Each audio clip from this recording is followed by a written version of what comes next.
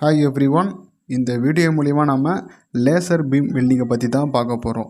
இந்த laser beam வெல்டிங்கோட principal என்ன, இதோட கன்ஸ்ட்ரக்ஷன் எப்படி இருக்கும், இந்த லேசர் பீம் வெல்டிங் எப்படி ஒர்க் ஆகுது, இதோட அட்வான்டேஜ் என்ன, டிஸ்அட்வான்டேஜ் என்னன்னு சொல்லிட்டு இந்த வீடியோவில் நம்ம ஃபுல் டீட்டெயிலாக பார்த்துருவோம். ஸோ ஸ்டார்டிங்கில் லேசர் பீம் வெல்டிங்னா சொல்லிட்டு இனிஷியலாக ஒரு அவுட்லைனை பார்த்துருவோம். அதுக்கப்புறம் இதுக்குள்ளே நம்ம டீப்பாக போகலாம். ஸோ வெல்டிங்னா நம்மளுக்கு தெரிஞ்ச விஷயந்தான்.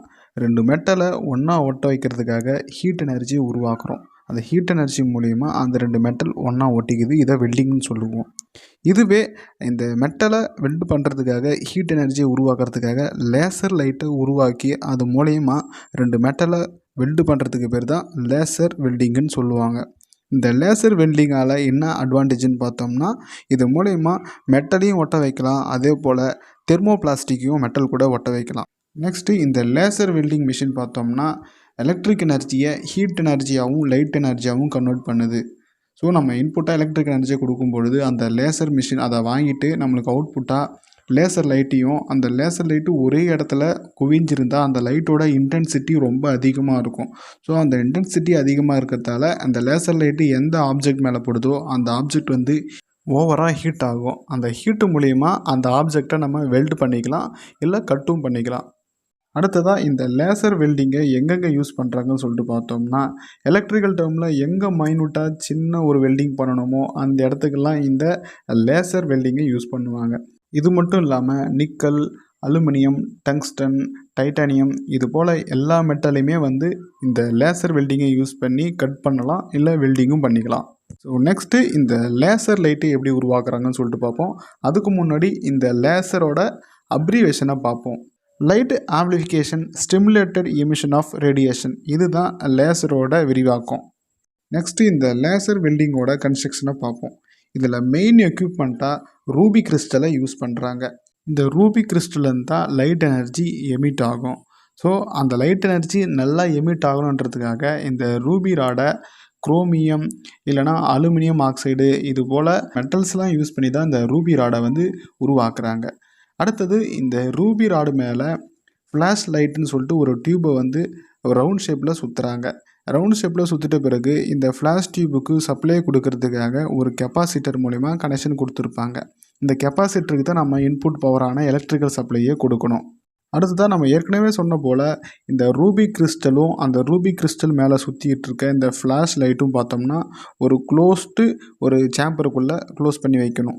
இந்த சேம்பரோட எதனா ஒரு எண்டில் பார்த்தோம்னா லைட்டாக ஓப்பனாக இருக்கணும். அந்த ஓப்பன் வழியாக தான் நம்ம உருவாக்குற இந்த லேசர் லைட்டு வெளியே போகணும். ஸோ இந்த சேம்பருக்குள்ளே ஃபுல்லாக இடமும் வந்து மிரரால் வந்து டிசைன் பண்ணியிருப்பாங்க. மிரரை வச்சு ஃபிக்ஸ் பண்ணி டிசைன் பண்ணியிருப்பாங்க. இதில் ஏன் இப்படி மிரர் யூஸ் பண்ணுறோன்னு சொல்லிட்டு பார்த்தோம்னா, ஒரு சிங்கிள் லைட்டு மிரரில் திரும்ப திரும்ப படும்போது அது நிறைய லைட்டாக மாறுது. அதனால் ஒரு சின்ன இன்டென்சிட்டியில் இருக்க லைட்டோட இன்டென்சிட்டியை ரொம்ப அதிகமாக ஆக்கிறதுக்காக தான் இந்த மிரர்ஸ் யூஸ் பண்ணுறாங்க. இந்த மிரர்ஸ் யூஸ் பண்ணுறதால ஒரு சிங்கிள் லைட் வந்து மல்டிபிள் லைட் மாதிரி வந்து ரிஃப்ளெக்ட் ஆகும். அடுத்ததாக இப்படி வெளியே வர லைட்டு பார்த்தோம்னா அதோட ஏரியா ரொம்ப அதிகமாக இருக்கும். அந்த ஏரியா அதிகமாகிடுச்சுன்னா அதோட இன்டென்சிட்டி கம்மியாகிடும். ஸோ அதோட இன்டென்சிட்டியை வந்து அதிகமாகிறதுக்காக இங்கே ஒரு ஃபோக்கஸிங் லென்ஸு யூஸ் பண்ணியிருக்காங்க. அந்த ஃபோக்கஸிங் லென்ஸு யூஸ் பண்ணுறது மூலிமா பரவலாக வர இந்த லேசர் லைட்டோட ஒளியை ஒரே இடத்துல குவிச்சு நம்ம யூஸ் பண்ணியிருக்க ஆப்ஜெக்டோட ஒரே சென்டர் பாயிண்டில் இந்த லேசர் லைட்டு போயிட்டு படுது. ஸோ நெக்ஸ்ட்டு பார்த்தோம்னா இந்த லேசர் வெல்டிங்கோட ஒர்க்கிங். ஃபஸ்ட்டு இனிஷியலாக இந்த லேசர் வெல்டிங்கு நம்ம இன்புட் சப்ளையே கொடுப்போம். அந்த இன்புட் சப்ளையை டைரெக்டாக இந்த கெப்பாசிட்டர் பேங்க் வந்து ஸ்டோர் பண்ணி வச்சுக்கும். ஸோ அந்த கெப்பாசிட்டர் மூலிமா நம்ம யூஸ் பண்ணியிருக்க இந்த ஃப்ளாஷ் லைட்டுக்கு எலக்ட்ரிக் சப்ளை கிடைக்கும்போது இந்த ஃப்ளாஷ் லைட்டு லைட் எனர்ஜியை எமிட் பண்ணுது. நம்ம யூஸ் பண்ணியிருக்க ரூபி ராடுக்கு மேலே இந்த ஃப்ளாஷ் லைட்டை வந்து சுற்றி வச்சுக்கிறதால அந்த ஃப்ளாஷ் லைட்லேருந்து லைட் எனர்ஜி உருவாகும். அப்படி உருவாகிறதால இந்த ரூபி ராடு வந்து அதுக்கேற்ற போல் ரியாக்ட் பண்ணி அந்த ரூபி ராடுலேருந்து அதிக இன்டென்சிட்டி இருக்க லைட் எனர்ஜி உருவாகுது. இந்த லைட் எனர்ஜி இந்த சேம்பர் ஃபுல்லாகவே பட ஆரம்பிக்குது. இந்த சேம்பரில் இருக்க மிரர் மூலயமா ஒரு சிங்கிள் லைட்டு வந்து மல்டிபிள் லைட்டாக ரிஃப்ளெக்ட் ஆகிட்டு கடைசியாக பார்த்தோம்னா லைட்டு வெளியே போகிறதுக்கு ஒரு ஹோல்ஸ் இருக்குன்னு சொல்லிட்டு பார்த்தோமா, அந்த ஹோல்ஸ் வழியாக வெளியே போகுது.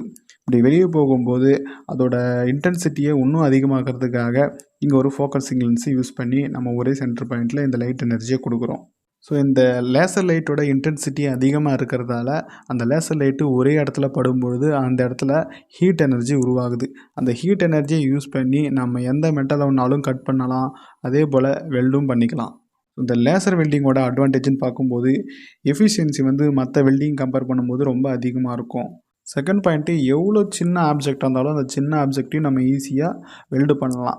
இது வந்து ஒரு ஆப்ஜெக்ட் மைக்ரான் லெவலில் வெல்டிங் பண்ணலனாலும் இந்த லேசர் வெல்டிங்கை யூஸ் பண்ணி நம்ம கரெக்டாக மைனூட்டாக பண்ணி முடிச்சிடலாம். ஸோ இந்த லேசர் வெல்டிங்கோட டிஸ்அட்வான்டேஜ்னு பார்க்குறப்ப இதோட வெல்டிங் ஸ்பீடு ரொம்ப கம்மியாக இருக்கும். இதனால் எஃபிஷியன்சி கம்மியாக தான் இருக்கும், கரண்ட் பில்லும் அதிகமாக வர சான்ஸ் இருக்குது. அடுத்ததாக நம்ம யூஸ் பண்ணியிருக்க வெல்டிங்கோட டெப்த் ரொம்ப அதிகமாக இருக்காது, அதாவது ஆழமாக இருக்காது. மினிமம் 1.5 மில்லிமீட்டர் ஆழத்துக்கு வரைக்கும் தான் இது வந்து வெல்டிங் பண்ணும். அதுக்கு கீழே ஆழமாக இருந்துச்சுன்னா அதை வந்து இந்த லேசர் பீம் வெல்டிங் பண்ணாது. இதுதான் இதோட டிஸ்அட்வான்டேஜ். இந்த வீடியோ மூலிமா உங்களுக்கு லேசர் பீம் வெல்டிங் எப்படி ஒர்க் ஆகுதுன்னு சொல்லிட்டு எனக்கு தெரிஞ்ச நாலேஜை உங்ககிட்ட நான் ஷேர் பண்ணியிருக்கேன். இந்த வீடியோ உங்களுக்கு பிடிச்சிருந்தா வீடியோக்கு லைக் கொடுங்க. ஏன்னா டவுட்ஸ் இருந்தால் அதை கமெண்ட் பாக்ஸில் கமெண்ட் பண்ணுங்கள்.